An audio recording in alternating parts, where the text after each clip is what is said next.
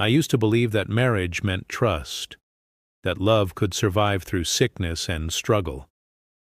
But the day I got sick, I learned what betrayal really looks like.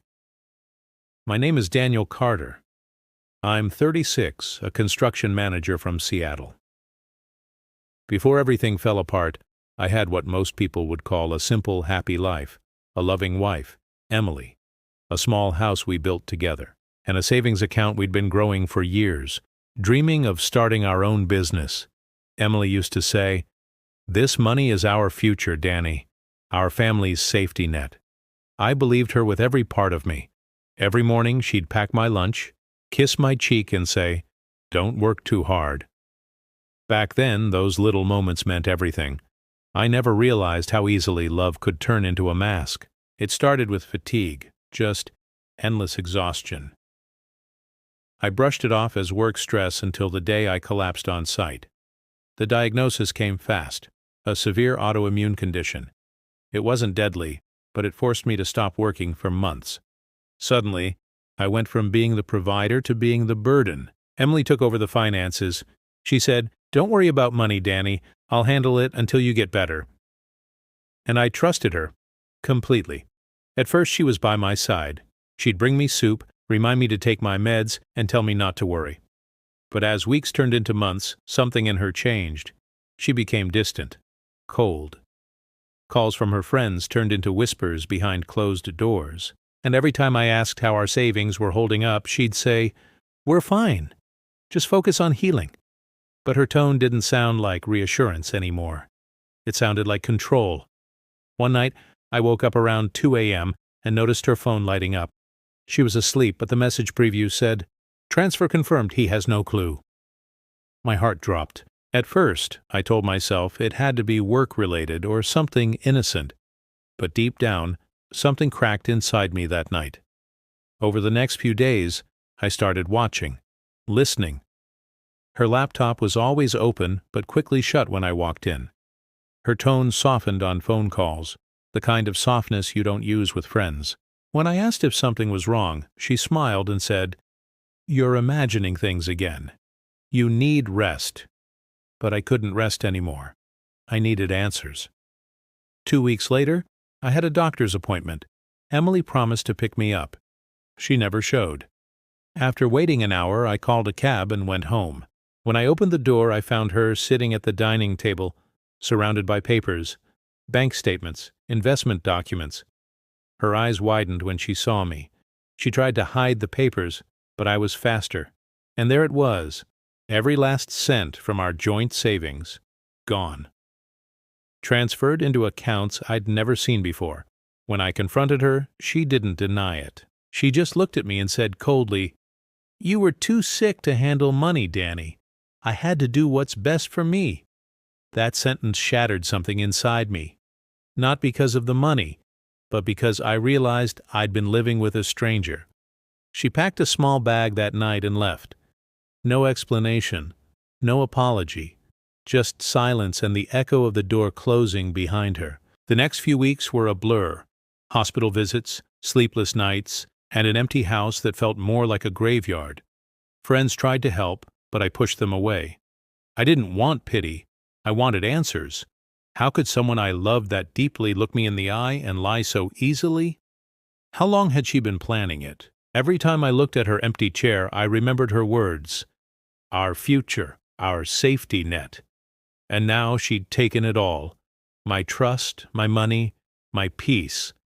But even in that pain, something inside me started to change. The man she left behind wasn't weak anymore. He was broken, yes, but he was also awake. And that's when I decided I'd find out where that money went. And when I did, she'd regret ever thinking I'd stay broken. I started small, the only way I knew how. Quietly, carefully, without letting emotion cloud my judgment.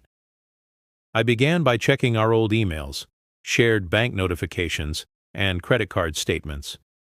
I didn't even know where to start at first, but patterns began to show up. Every transfer she made was masked under investment withdrawals. The strange part was that these weren't investments I knew about. She had created new accounts under her name only, transferring small chunks over time.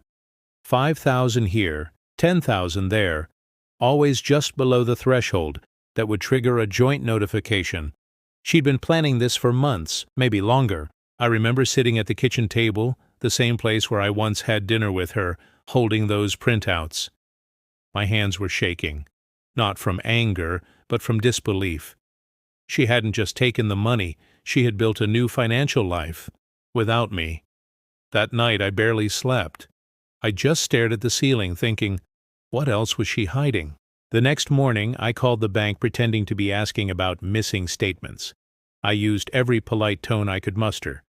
Eventually, the banker hesitated and said, "Sir, are you referring to the private accounts Mrs. Carter opened last December?" That word, private, echoed in my mind like a slap. December. That was around the time I was hospitalized, when I couldn't even walk on my own. She was opening accounts while I was fighting to stay positive. I hung up the call, feeling a strange mix of nausea and rage. And then I saw something else. A document folder she forgot to delete on her laptop. It was labeled simply E&A Holdings. When I opened it, my heart froze. There were property files, stock reports, and partnership documents. She wasn't just spending the money, she was investing it, under her name and another person's. The second signature read, Aaron Blake. I didn't know who he was, but suddenly so many late-night calls and work trips made sense. She wasn't just saving for her future, she was building one. With him. I didn't cry, I didn't yell. Something inside me went completely silent, like my emotions had switched off. That's when I knew I couldn't just let this go. I couldn't call the police. Technically, she hadn't stolen from me since the accounts were joint, but morally, she'd taken everything. So I started to rebuild myself, quietly. While she was busy living her new life, I began collecting evidence. Every bank statement, every email trail, every transaction ID. I wanted her to see exactly what she'd done when the time came. I got a small remote job doing project consulting online. It wasn't much, but it gave me purpose. And with every dollar I earned, I set aside a piece, not to rebuild what she took, but to prepare for what I was going to do next. 3 months later, I was strong enough to leave the house more. That's when I ran into Mark, a mutual friend of ours. He looked uncomfortable when he saw me. After a few awkward small talks, I asked him directly, "You've seen her, haven't you?" He hesitated, then said softly, "Danny, she's with someone. They're running some kind of investment firm downtown." I nodded. It wasn't even a surprise anymore. But then he added, "She tells everyone you're still recovering, that you told her to use the savings to start her dream company." That one sentence burned deeper than any betrayal before. She was rewriting the story, making me the weak, supportive husband who gave her permission. That night, I sat in front of my computer, staring at her company's website, E&A Investments. There she was, smiling in a professional photo beside Aaron, both looking successful, confident, untouchable. But what they didn't know was that everything they built was still traceable to my money. Every investment, every account. It was all documented. I didn't want revenge out of anger anymore. I wanted justice. Cold, calculated, undeniable justice. I whispered to myself, "You wanted freedom, Emily. Let me give it to you in the way you deserve." And that's when I began my plan. To expose everything she'd built, piece by piece, until the world saw what she really was. I started by building a quiet web of proof. I printed every transaction, screen-grabbed every email, and copied messages that hinted at deals and signatures. I learned to read between the lines, the accounts, the shell companies, the small payments to legal firms. Everything pointed back to E&A Holdings and Aaron Blake. I hired a private consultant, not because I wanted to hire a detective, but because I needed someone who knew how to untangle corporate shells. He was a retired compliance officer with tired eyes and a blunt way of speaking. When I laid the folder on his table, he didn't look shocked. He looked interested. "You've got a paper trail," he said. "People who hide money make mistakes. You found them. That gave me a strange kind of calm. If there was one thing I'd always believed, it was that facts were louder than words. So I let the facts do the talking. While I collected evidence, I kept my life intentionally small and steady. I went to therapy. I took my meds regularly. I started consulting part-time online to pay the consultant's fee. It felt like building a slow, careful engine that would drive everything forward. One morning I watched Emily on a recorded town hall video promoting her new firm. She smiled and said, "We started E&A to create financial freedom." Aaron stood beside her, nodding solemnly. The crowd clapped. It was like watching a stranger give a speech about their success. Success built with my money. I almost vomited. But I didn't speak. I kept the video because it showed her role publicly and tied her to the firm she'd hidden behind. The consultant found the weak link, a local property they had purchased under a company name. The purchase papers listed funds that corresponded exactly to the dates of the transfer from our savings. It was the smoking gun.